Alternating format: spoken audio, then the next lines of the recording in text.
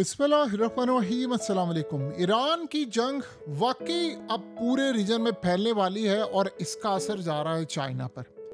लेकिन जो चाइना से अब होने के लिए जा रहा है वो पूरी दुनिया में अमेरिकी डॉलर को तो तबाह कर देगा, लेकिन पूरी दुनिया में जो गोल्ड के हवाले से मोमेंटम है वो मुकम्मल शिफ्ट करने के लिए जा रहा है। अब हुआ क्या है, असल में ईरान में जो लड़ाई हो रही है इसका असर आ रहा है चाइना पर। चाइना के अंदर जो आम लोग हैं उनके पास तकरीबन 7 ट्रिलियन US डॉलर्स, 7,000 अरब डॉलर्स उनके बैंकों में पड़े हुए हैं। ये चाइनीज आम जो लोग हैं, यानी ये वो 7,000 अरब डॉलर्स हैं जो उन्होंने फिक्स करवाए हुए हैं, जिस पर उनको पैसे मिलते हैं, इंटरेस्ट मिलता है, बहुत सारी चीज़ें मिलती हैं।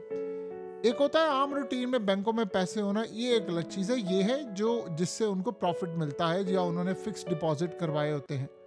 अब हुआ ये है कि अब 7,000 अरब डॉलर्स जो डिपॉजिट इन्होंने करवाए थे वो ड्यू होने जा रहे हैं इस साल।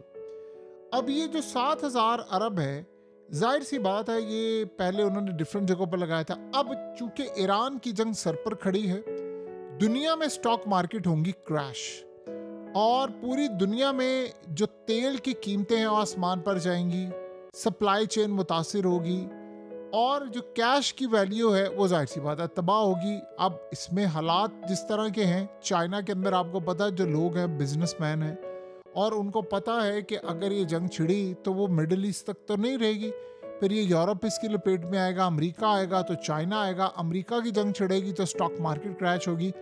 पिछले सिर्फ अगर हम बात करें तो 48 घंटों के अंदर 2 ट्रिलियन US डॉलर्स मार्केट से वाइप आउट हो चुके हैं अमेरिका की। आप ये अंदाजा कर ले कि इतनी तबाही होने जा रही है। तो चाइनीज क्या करने वाले? अब ये सूरत हाल सामने आई है कि चाइना की अक्सरियत गोल्ड खरीदने जा रही है।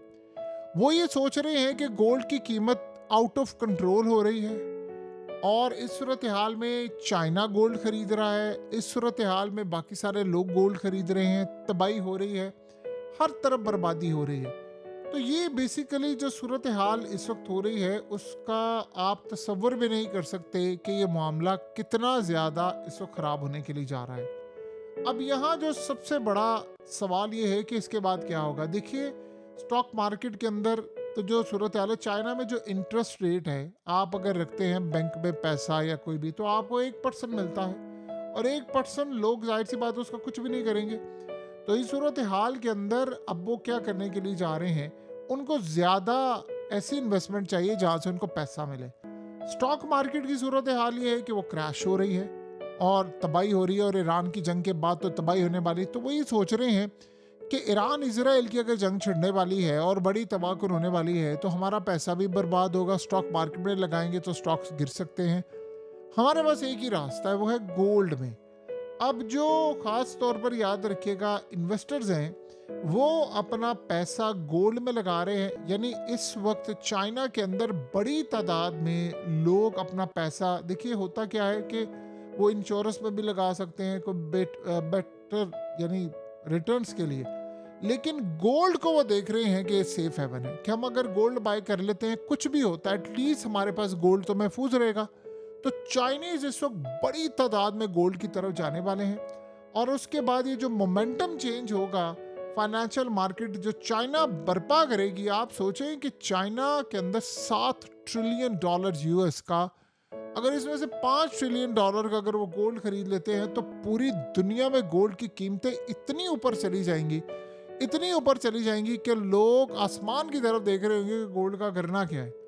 यानी गोल्ड इतना आउट ऑफ कंट्रोल हो जाएगा। इस वक्त पूरी दुनिया के अंदर आपको पता है गोल्ड बाय किया जा रहा है, चाइनीज बाय कर रहे हैं, इंडियंस बाय कर रहे हैं। तो ये जो इस वक्त क्राइसिस आने के लिए जा रहे हैं, देखिए चाइना के अंदर जो रियल स्टेट मार्केट में पहले ये लोग इन्वेस्ट करते थे, अब रियल स्टेट मार्केट के अंदर वो स्लो डाउन आया हुआ है, स्लम्प आया हुआ है, जो जिस लेवल पर काम नहीं करा, तो वो सेफ बैंक डिपॉजिट में चले गए। अब वो ये सोच रहे हैं कि स्टॉक्स में जाएंगे, उधर ईरान की जंग छिड़ जाएगी तो तबाही होगी, तो बेहतर ये है कि हम गोल्ड खरीद लेते हैं। तो चाइना के इन्वेस्टर्स इस वक्त जा रहे हैं बड़ी तादाद के अंदर गोल्ड खरीदने और इस गोल्ड को खरीदने के बाद सबसे बड़ा झटका लगेगा अमेरिकी डॉलर को। देखिए, उधर ईरान की जंग छिड़ी तो अब आपको पता चलता है कि ईरान की जंग छिड़ने के बाद सबसे पहले तेल की कीमतें ऊपर जाएंगी, गैस की कीमतें ऊपर जाएंगी, स्ट्रेट ऑफ हॉर्मस बंद हो जाएगा, सारी तबाही यहाँ पर होगी।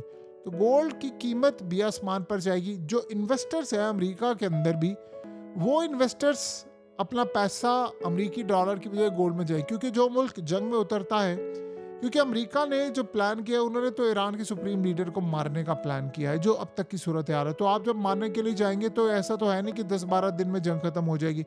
वो फिर आखिरी हद तक ये लड़ाई करने के लिए जा रहे हैं। तो ये लड़ाई यूक्रेन की जंग से ज़्यादा खतरनाक हो जाएगी। यानी यूक्रेन की जंग तो आप समझ कुछ भी नहीं है, उसमें मेन लीडर तो मारे नहीं गए। तो ये जंग कितनी खतरनाक होगी, मिडिल ईस्ट में फैल जाएगी। मिडिल ईस्ट के अंदर आपको पता है सऊदी अरब से, कतर से लेकर सारे ममालिक जो है उनकी सेफ्टी की वजह से मशहूर है। तो ये यहाँ पर इन्वेस्टर आते हैं, सबसे पहले इन्वेस्टर्स यहाँ पर रुकेंगे। तो सारे इन्वेस्टमेंट जो रुकेगी वो इन्वेस्टमेंट कहाँ पर जाएगी?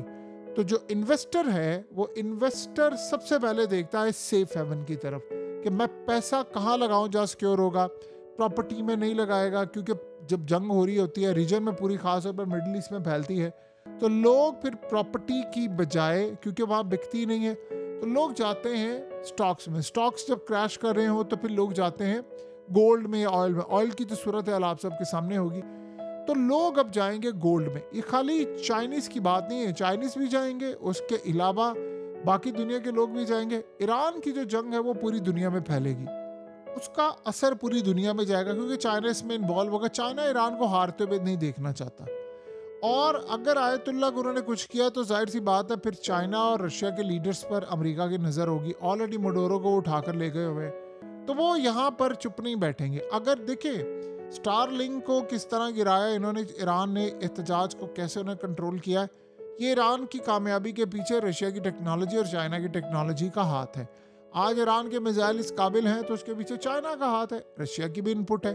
तो अब चाइना और रशिया तो नहीं चाहेंगे, क्योंकि ईरान अगर जाता है तो इराक भी गया, फिर शाम गया, फिर लिबनान गया, फिर फ़लस्तीन गया, फिर उसके बाद कतर की तरफ ही आएंगे, फिर उसके बाद तुर्की की तरफ आएंगे, अल्जीरिया की, तुनीसिया, फिर सऊदी अरब की तरफ इनकी गंदी निगाहें हैं। और उसके बाद जाहिर सी बात अगर ईरान पर आएंगे तो फिर वो अफ़गानिस्तान को भी डिस्टेबलाइज करेंगे, वो फिर पाकिस्तान को भी करेंगे, और पाकिस्तान को करने के बाद वो जाहिर सी बात है सबसे ज़्यादा, देखिए ईरान में जब ये आते हैं तो इजराइल अगर यहाँ को अपना पपेट लाने में कामयाब होता है तो बलूचिस्तान में छेड़खानी करेंगे, वहाँ से सी पैक और ये सारे मामले डिस्टर्ब करने की कोशिश करेंगे गवादर की साइड से।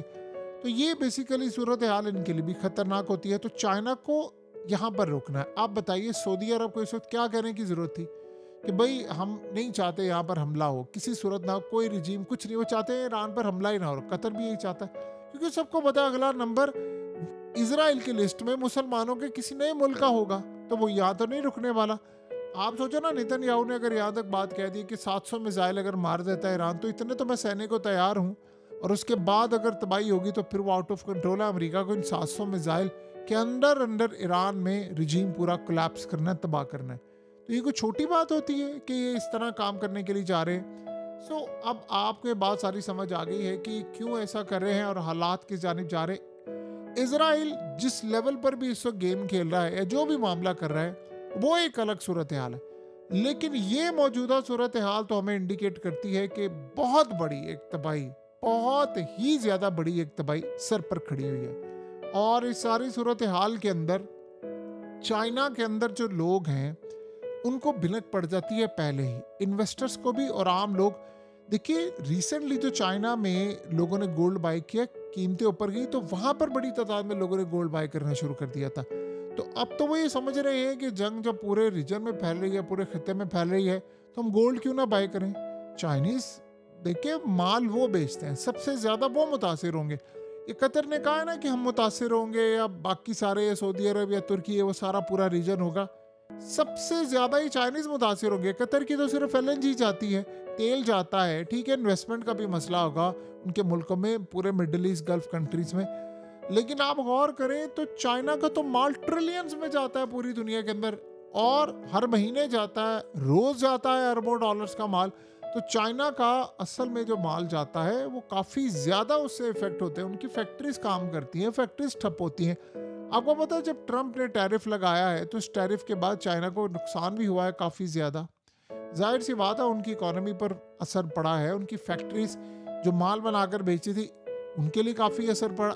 इंडिया के अंदर जो फैक्ट्रीज 30 डेज 24/7 काम करती थी वो कम होकर 15 के बाद वो 10 दिन पर आ गई हैं। तो 10 दिन के काम का मतलब ये खर्चे तो आपके उधर ही हैं, तो खर्चे तो आपके कम नहीं हुए। तो इसीलिए खाली ये इंडिया में और चाइना में दीगर जगहों पर गोल्ड बाय नहीं होगा, पूरे वर्ल्ड में होगा।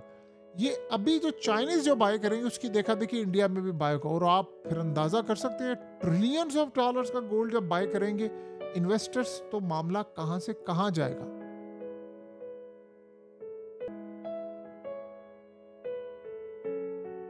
हकीकत टीवी को सब्सक्राइब करना मत भूलें, वीडियो को लाइक करें, शेयर करें और कमेंट सेक्शन में अपनी राय का इजहार जरूर करें।